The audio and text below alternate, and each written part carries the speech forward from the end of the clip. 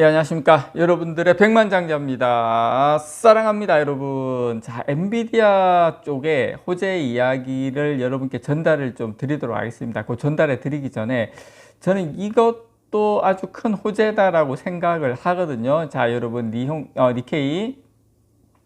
자, 니케이에 뜬 내용인데, 자, 일본의 키옥시아, 예, 키옥시아가 낸드 플래시 기업입니다. 키옥시아가 반기에 순손실이 1조, 우리나라 돈으로 약 한 1조 한 6천억 정도, 이게 역대 최대 순손실을 냈습니다. 이 키옥시아의 2023년 회계연도 상반기가 여기는 4월부터 9월인데 사상 최대 순손실, 일본의 메모리 반도체 낸드 플래시 생산업체 키옥시아가 삼성전자도 적자가 낸드 쪽에 상당한데 여기라고 오죽하겠습니까?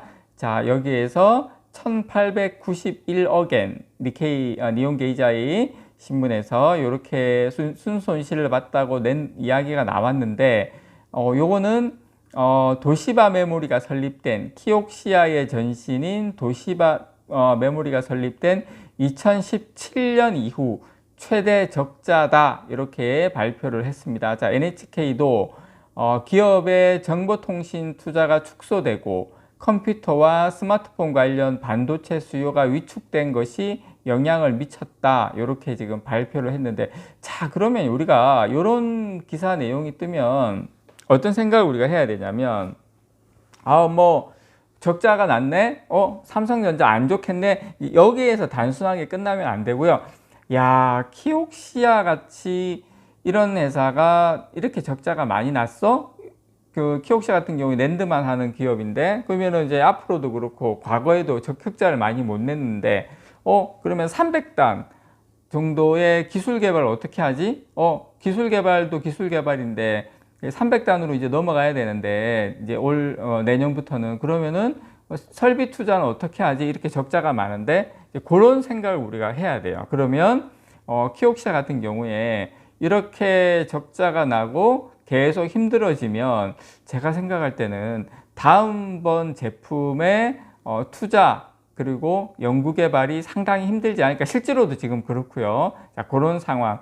그리고 이제 키옥시아는 미국의 이제 웨스턴 디지털하고 경영 통합을 협상해 왔지만 지난달 중단됐죠. 그래서 지금 이제 웨스턴 디지털은 플래시 메모리 부문을 또 분사하겠다고 이제 같은 달 30일 발표를 했습니다. 양측은 이제 웨스턴 디지털하고 그 웨스턴 디지털 메모리 반도체 사업을 분리해서 키옥시아 홀딩스와 지주회사를 설립을 해서 경영을 통합하는 방안을 추진을 했었습니다. 자, 2022년 전 세계 낸드 시장 점유율에서 거의 3위를 차지하는 키옥시아, 4위는 웨스턴 디지털, 1위 삼성전자를 어떻게 한번 해보겠다고 했는데 지금 거의 제가 봤을 때는 이제 물론 SK 하이닉스가 동의하지 않으면서 협상이 이제 결렬이 된 건데, 제가 봤을 때는 이렇게 되면 키옥시아의 앞날도 어떻게 될 줄 모른다, 그런 상황으로 가고 있다라는 거 여러분께 말씀드립니다. 제가 생각할 때 삼성전자한테 큰 호재입니다, 이 부분은.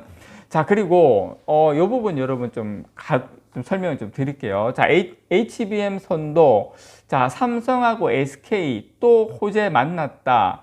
자, 엔비디아 AI 괴물칩 H200 공개, 이렇게 이야기했는데, 자, 이게 좀 설명을 드릴 필요가 있을 것 같아요.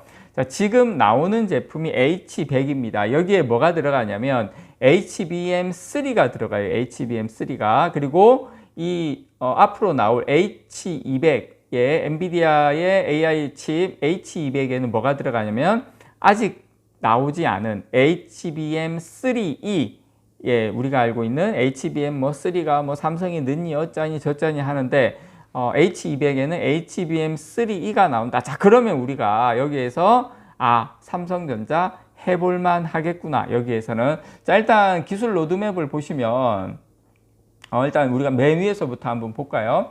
자, HBM2E는 마이크론까지 다 만들어요. 그렇게 다 그렇게 해오던 기술입니다. 거의 비슷한 시기에 만들었는데 HBM3에서 보시면 SK 하이닉스가 작년 4분기부터 이렇게 만들고 삼성전자는 올해 4분기 거의 1년이 늦었죠. 지금 이런 사단이 나다 보니까 그런데 자, 제가 방금 말씀드린 H200 새로운 AI 칩 엔비디아의 H200은 HBM3E가 들어가요. HBM3E는 로드맵 보셔서 아시겠지만 SK하이닉스가 내년 2분기, 삼성전자가 내년 3분기 24기가비트는 그런데 자 36기가비트에서는 삼성전자가 오히려 앞서는 것으로 나옵니다. 제 개인적인 생각이긴 한데 지금 삼성전자의 모든 역량을 지금 HBM3E에 집중을 하고 있거든요. 그래서 이게 또 그리고 HBM2E도 그렇지만 이게 뭐 삼성전자가 못 만드는 기술이고 아예 뭐 초격차에다가 뭐 그런 건 아니거든요. 그래서 제 생각에는 HBM3E 요 부분에 있어서는 특히 엔비디아의 H200부터는 삼성전자도 해볼만 하다. 예, HBM3처럼 그렇게 맥없이 그렇게 되지는 않는다. 저는 개인적으로 이 부분에 대해서 좀 기대를 개인적으로 좀 해봅니다. 지금 그 H200 같은 경우에 내년 한 2분기 정도 출시될 예정입니다. 내년 2분기. 내년 2분기면 딱 지금 삼성전자가 딱 한 1개분기 정도 조금 늦게 나오는 거 돼 있는데 아마 제가 봤을 때는 좀 해볼만 할 것 같아요. 2분기 정도면. 그리고 이제 가격이 아직 알려지지는 않았는데 현재 H100 같은 경우에 칩 한 개당 거의 가격이 한 25,000에서 4만 달러 정도 되거든요. 그러면 이 고려할 때 거의 뭐 5천만 원이란 말이죠. 여러분 칩 하나에 비싼 거는 H200 칩 가격은 이것보다 높은 게 아니라 지금 이야기 나오는 건 훨씬 높을 것이다 라는 게 업계의 중론입니다. 참고로 지금 눈길을 끄는 것은 이 H200에 탑재된 메모리 반도체인데 당연히 이게 중요하겠죠. 자, 엔비디아의 H200에는 차세대 HBM이 HBM3E 요게 이게 탑재가 됩니다. 현재 현존 최고 사양인 HBM3의 다음 버전이 5세대 고성능 메모리 반도체다라고 보시면 됩니다.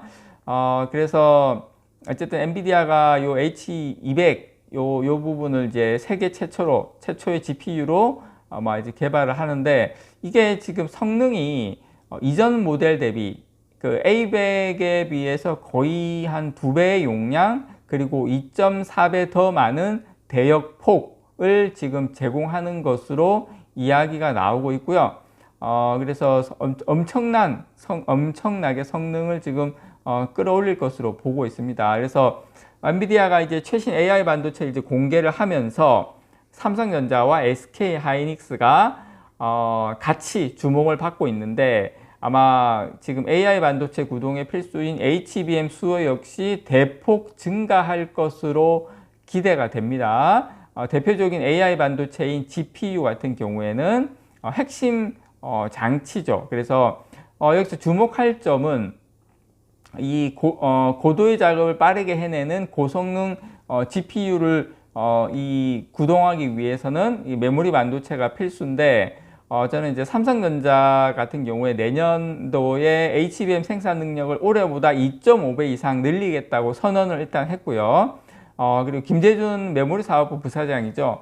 지난달 31일 날 그 3분기 실적 컨퍼런스 콜에서 요 부분의 HBM3에 대해서 내년 공급 물량에 대한 협의를 완료한 상황이다. 이렇게까지 이야기를 했습니다. 그래서 내년 상반기에 그래서 양산에 돌입을 한다고 방침을 세웠는데 지금 계획표에 보면 여기에 보면은 삼성전자가 내년 한 3분기 정도에 하는 것으로 나와 있는데 이번 실적 컨퍼런스 콜에서는 내년 상반기에 요거 부분에 대해서 신제품을 우리가 제공을 하겠다. 지금 그렇게 이야기를 한 상태입니다. 그래서 제가 여러분들께 아까 요 부분 좀 기대를 해볼 필요가 있을 것 같다. 왜냐하면은 이게 잘하면 거의 비슷한 수준으로 나올 수도 있을 것 같다. 어쨌든 물량에 대한 협의는 완료한 상황이다라는 거 여러분께 말씀드립니다. 그래서